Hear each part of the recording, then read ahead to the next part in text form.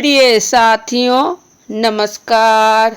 मैं संजू कुमारी सरोज आप सभी का सरोज संपदा चैनल पर सहृदय स्वागत करती हूँ।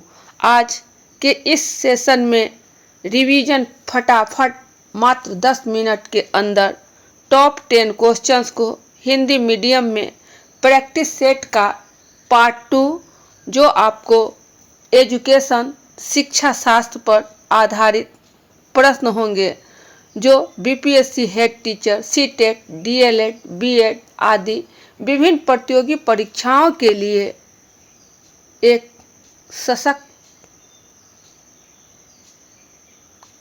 सशक्त प्रयास होगा। तो हम सब चले प्रश्न की ओर। प्रश्न संख्या 1। प्रश्न हमारा 1 है कि पाठ्यचर्या क्या है। पाठ्यचर्या क्या है? पाठ्यचर्या मतलब यहाँ आपका करिकुलम, और करिकुलम के अंतर बच्चों के शारीरिक, मानसिक, सामाजिक, नैतिक, चारित्रिक सभी प्रकार का विकास पाठ्यचर्या के अंतर्गत है। उसे एक शब्दों में कहा जाए सर्वांगीण विकास। बच्चों के सर्वांगीण विकास ही हमारा पाठ्यचर्या में समाहित है। तो इसका होगा विषय वस्तु, उद्देश्य, पाठ्यक्रम, कार्यक्रम, अनुभव, गतिविधियां, संबंध, कौशल, व्यवहार आदि पाठ्यचर्या है। ये सारा आपके पाठ्यचर्या के अंतर्गत है। सबके सब पाठ्यचर्या में समाहित है। क्वेश्चन नंबर 2 है आपको, लगाव का सिद्धांत किनके द्वारा दिया गया था?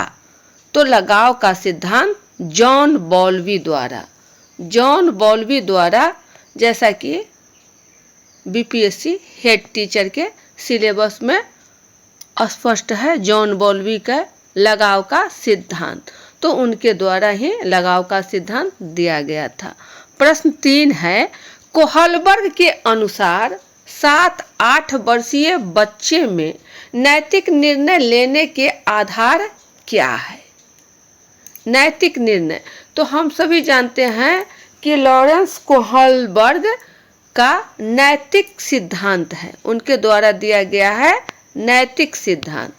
नैतिक सिद्धांत जो हिंज पर उन्होंने एक शोध किया कोहलबर्ग ने, और उसमें स्पष्ट किया गया कि नैतिक उद्देश्य क्या होना चाहिए।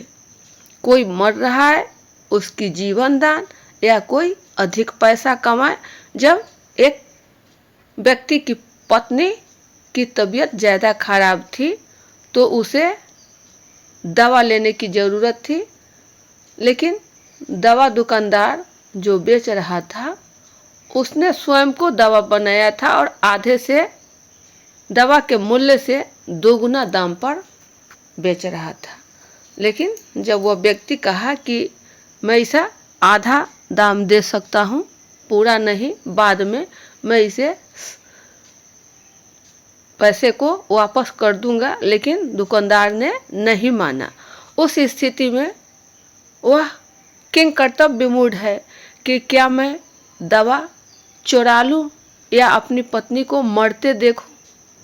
अंत में उस शख्स ने दवा दुकानदार से दवा को चुरा लेता है। तो इस प्रकार बच्चे में प्रश्न उठता है कि क्या उस व्यक्ति ने जो दवा चुराया वह सही किया या गलत किया, ऐसा होना चाहिए या नहीं होना चाहिए। इस प्रकार का प्रश्न कोहलबर्ग ने नैतिक सिद्धांत को उत्पन्न करने के लिए हिंज पर शोध किया था। तो यहाँ सवाल है कि कोहलबर्ग के अनुसार 7-8 वर्षीय बच्चा का उम्र स्पष्ट है आपको, 7-8 वर्षीय बच्चे में नैतिक निर्णय लेने का आधार क्या है?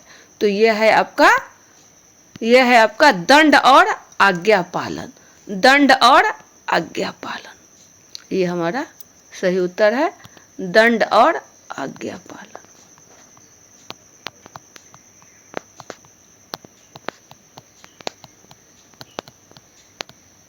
चलिए नेक्स्ट प्रश्न की ओर।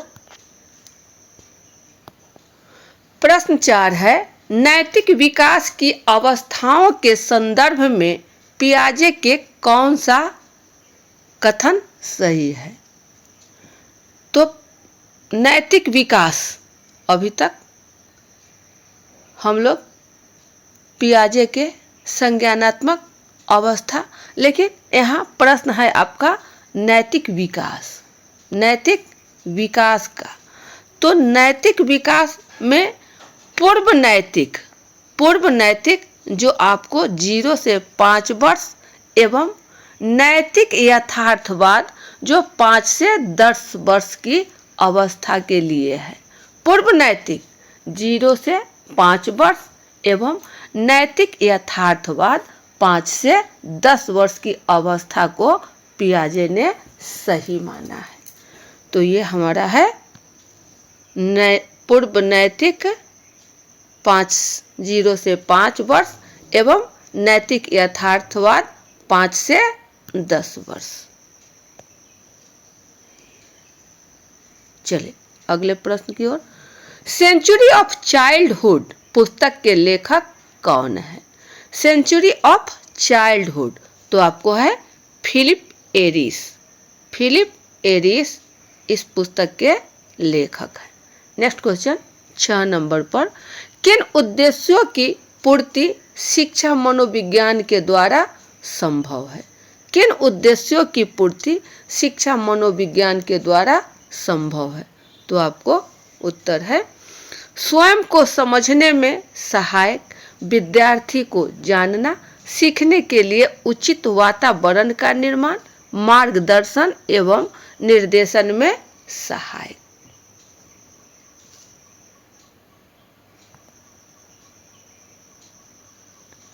ये रहा आपका उत्तर। नेक्स्ट प्रश्न की ओर। यह है आपका 7वां प्रश्न। शिक्षा व्यक्ति की उस पूर्णता का विकास है जिसकी उसमें क्षमता है। कथन किनका है? कांट महोदय का है। यह कथन आपको याद रखना होगा कि किनका है, बार बार यह परीक्षा में देखने को मिलेंगे।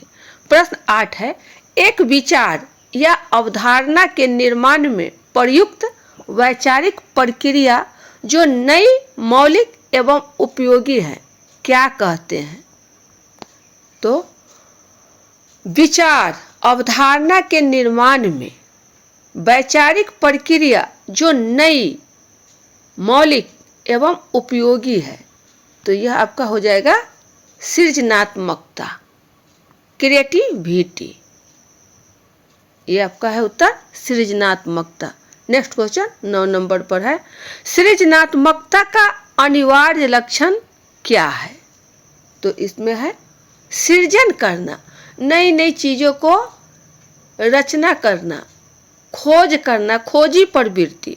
तो ये आपका आ जाएगा अपसारी चिंतन के अंतर्गत, अपसारी चिंतन। प्रश्न संख्या 10 है जो हमारा इस सेशन का आखिरी प्रश्न है। विद्यार्थियों में किस प्रकार की सोच का अवसर प्रदान कर कक्षा में सृजनात्मकता को बढ़ाना संभव है? क्रिएटिविटी किस प्रकार अपने विद्यालय में वर्ग कक्ष में बच्चों के साथ बढ़ाएं, उसके लिए स्टेप क्या है? तो मौलिक खोज एवं सोच को प्रोत्साहित करने का अवसर प्रदान करना सृजनात्मकता को बढ़ावा देना है। मौलिक खोज एवं सोच को प्रोत्साहित करने का अवसर। तो ये थे आपके टॉप 10 क्वेश्चंस। आशा है आपको ये सारे प्रश्न परीक्षा में अवश्य उपयोगी साबित होंगे। तो अब सेशन को यहीं बाइंड अप किया जाता है। अगले सेशन में पुनः हम सब अच्छे अच्छे प्रश्नों लेकर उपस्थित होंगे। तब तक के लिए जय हिंद।